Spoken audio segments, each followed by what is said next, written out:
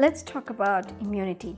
Nowadays, it has become so important to select food very carefully. I have got beans. These are the mung masoor dal we call it, and this is the chickpeas, and we have got the green mung beans.